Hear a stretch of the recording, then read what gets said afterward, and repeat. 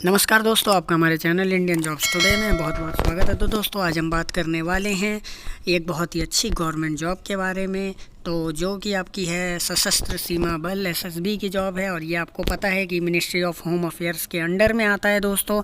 और यहाँ पे एक चीज़ और मैं आपको बता दूँ कि इसमें जो है इस जॉब के लिए इंडिया, नेपाल और भूटान तीनों देशों के तीनों कंट्री के लोग अप्लाई कर सकते हैं। फिर अब यहाँ पे दोस्तों हम बात कर लेते हैं अगर नंबर ऑफ़ पोस्ट की या नेम ऑफ पोस्ट की, तो यहाँ पे आप देख सकते हो कि कांस्टेबल ड्राइवर मेल के लिए है। टोटल पोस्ट दोस्तों वो 574 है।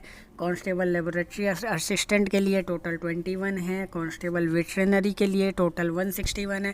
ऐसे ही सब के लिए है। तो यहाँ पे मैं मेन जो है आपको पोस्ट का नाम बता देता हूँ। तो पहली है दोस्तों कांस्टेबल ड्राइवर, वो सिर्फ मेल कैंडिडेट ही अप्लाई कर सकते हैं।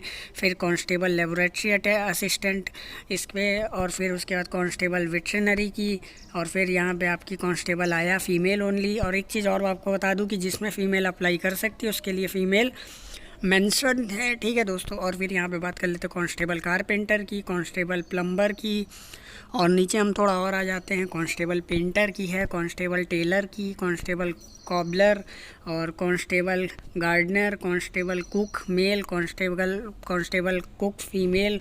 तो यहाँ पे देखिए कुक में दोनों अप्लाई कर सकते हैं, मेल के लिए अलग वैकेंसी है और फीमेल के लिए अलग है। तो 232 टोटल आपकी 232 मेल के लिए है वैकेंसी, और 26 जो है फ़ीमेल के लिए है। फ़ीमेल के लिए दोस्तों यहाँ पे वैकेंसी थोड़ी कम है, थोड़ी क्या काफ़ी ही कम है। बाकी हम बता देते हैं आपको कांस्टेबल वॉशरमैन की। तो दोस्तों कांस्टेबल वॉशरमैन की टोटल 92 है। वहीं फ़ीमेल की जो कांस्टेबल वॉशरमैन है उसकी 28 है। फिर बार्बर में भी दोस्तों इन्होंने मेल फीमेल दोनों के लिए दिया है। तो मेल के लिए 75 है और फीमेल के लिए 12 है। और फिर दोस्तों सफाई वाला के लिए भी इन्होंने दिया है कि 89 है मेल के लिए और 28 है फीमेल के लिए। टोटल बता रहा हूँ दोस्तों, मैं कैटेगरी में नहीं बता रहा हूँ, ठीक है। और बाकी अगर मैं कैटेगरी में बताऊँगा तो बहुत लंबी दोस्तों वीडियो हो जाएगी। और यहाँ पे आपकी और बता देते हैं हम, कांस्टेबल जो वेटर होता है उसमें सिर्फ मेल कैंडिडेट की है, सिर्फ एक पोस्ट है, वो भी मैं आपको बता दूँ एसटी कैंडिडेट के लिए, ठीक है, शेड्यूल ट्राइब के लिए। फिर दोस्तों यहाँ पे जो है 10% वैकेंसी रखी गई है रिज़र्व किन के लिए, एक्स सर्विसमैन के लिए, भूतपूर्व सैनिकों के लिए 10% रिज़र्व रखी गई है, ठीक है।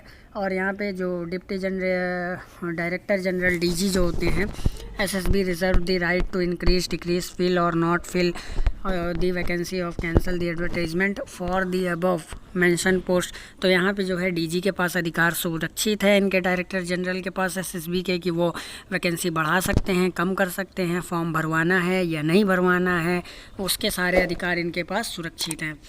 उसके बाद candidate can apply for the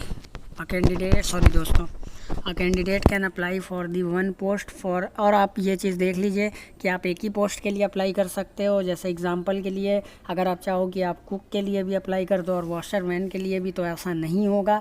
और डुप्लीकेट फॉर्म मत भेजिएगा, एक पोस्ट के लिए एक ही फॉर्म आप अप्लाई करिएगा और 2 पोस्ट के लिए 2 फॉर्म अप्लाई नहीं करिएगा, ठीक है। फिर हम नीचे आ जाते हैं यहाँ पे दोस्तों।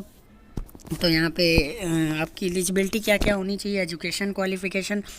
तो अगर कांस्टेबल ड्राइवर की बात की जाए तो आपकी जो एज लिमिट है वो होनी चाहिए 21 से 27 के बीच में, और 10th पास होने चाहिए आप, और आपके पास हैवी व्हीकल जो होता है आपका 4 व्हीलर का, उसका जो है ड्राइविंग लाइसेंस होना चाहिए, हैवी व्हीकल ड्राइविंग लाइसेंस। और उसके बाद constable lab assistant, laboratory assistant, तो दोस्तों इसकी 18 से 25 एज है, और इसमें भी आपका 10th होना चाहिए, वो भी साइंस साइड से होना चाहिए। और दूसरा आपके पास है कि लैब असिस्टेंट कोर्स का सर्टिफिकेट होना चाहिए, वो भी सेंट्रल या स्टेट गवर्नमेंट के द्वारा।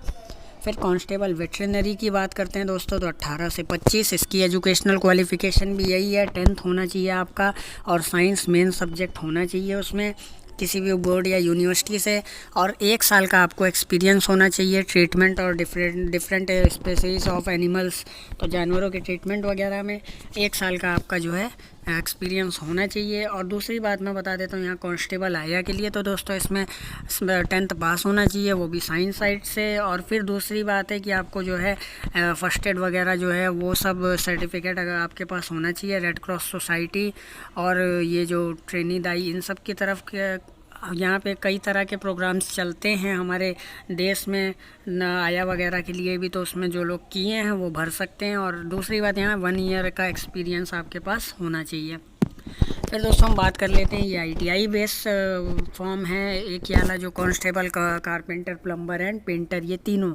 तो यहाँ पे देखिए आप कि आपके पास 10th होना चाहिए और फिर 2 साल का आपके पास एक्सपीरियंस होना चाहिए आपके रिस्पेक्टिव ट्रेड में। जैसे आप प्लम्बर हो तो आपके पास प्लम्बर का 2 साल का एक्सपीरियंस होना चाहिए, या कारपेंटर हो तो उसमें, और फिर 1 साल का आपका कोर्स का जो सर्टिफिकेट होता है ITI का वो होना चाहिए। ठीक है दोस्तों।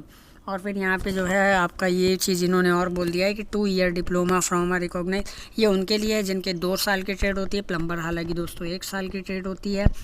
और जो है क्वालिफाइड ट्रेड टेस्ट, तो यहाँ पे आपको जो है बाद में ट्रेड टेस्ट भी होगा, तो वो भी आपका जो है क्वालिफाई होना चाहिए। और यहाँ पे आप देख लीजिए कि कांस्टेबल, कुक, वॉशरमैन, बार्बर, सफाई वाला, water carrier, waiter, tailor, gardener and cobbler, इनके लिए दोस्तों 18 से 23 एज रखी गई है। सबसे कम एज इन्हीं लोगों के लिए है। और अगर हम बात करें दोस्तों तो यहाँ पे आपको 10th पास होना चाहिए, 2 साल का आपका वर्क एक्सपीरियंस होना चाहिए रिस्पेक्टिव ट्रेड में, और आपका 1 ईयर का सर्टिफिकेट कोर्स होना चाहिए ITI से। और यहाँ पे और चीज़ देख लेते हैं, 2 साल अगर ट्रेड 2 साल वाली ट्रेड है तो 2 साल वाला भी हो सकता है। और यहाँ पे जो है आपका ट्रेड टेस्ट क्वालिफाई होना चाहिए।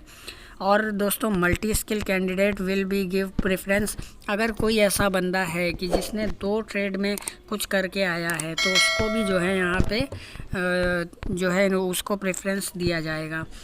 और मतलब इसका मतलब ये नहीं कि आप 2 ट्रेड से करके आए हो तो आप दोनों ट्रेड भर दो, नहीं, भरिए आप एक ही, लेकिन वहाँ पे जब होगा तो वहाँ पे आप जो है शो कर सकते हो कि मेरे पास 2 ट्रेड है या मैं डबल स्किल्ड हूँ। दूसरी बात दोस्तों हम कर देते हैं कि लास्ट डेट जो है आपकी ये क्या होने वाली है। तो दोस्तों ये जो closing date for receipt of application will be 30 days from the date of publication. तो एडवर्टीजमेंट पब्लिक एम्प्लॉयमेंट न्यूज़ में जब आया है उससे 30 दिन के अंदर आपको ये फॉर्म जो है वो भेजना है। उसके बाद अब एक्सटेंड किसके लिए होती है दोस्तों, तो रिमोट एरिया के लिए। रिमोट एरिया लाइक मैं बता दूंगा आपको, असम, मेघालय, अरुणाचल प्रदेश, मिज़ोरम, मणिपुर, नागालैंड, त्रिपुरा, सिक्किम, और union territories of Jammu and Kashmir and Ladakh, और Lahaul Spiti district of Pangi, subdivision of Chamba, और district of Himachal Pradesh, union territory of Andaman and Nicobar island and union territory of Lakshadweep. तो इनके लिए जो है 37 दिन रखा गया है। और फिर दोस्तों बात कर लेते हैं हम यहाँ पे फ़ी की। तो यहाँ पे देखिए फ़ी को ध्यान से आप सुनिएगा। EWS और OBC के जितने भी कैटेगरी हैं, EWS जनरल और OBC, उनके लिए 100 रुपये है। बाकी SC ST, एक्स सर्विसमैन और फीमेल फिर चाहे वो जनरल हो, चाहे OBC हो, चाहे SC ST हो, उसके लिए कोई पैसा नहीं लगना है। उसके लिए फ़ीस जो है वो 0 है। फिर आपकी बात करते हैं कि आप अप्लाई कैसे करोगे। तो only online application will B entertained for the above set post. तो जितनी भी ये पोस्ट बताई गई है उसके लिए सिर्फ ऑनलाइन एप्लीकेशन आएंगे, और एप्लीकेशन जो है आपका और किसी मोड से एक्सेप्ट नहीं किया जाएगा, वो रिजेक्ट कर दिया जाएगा स्ट्रेट वे में।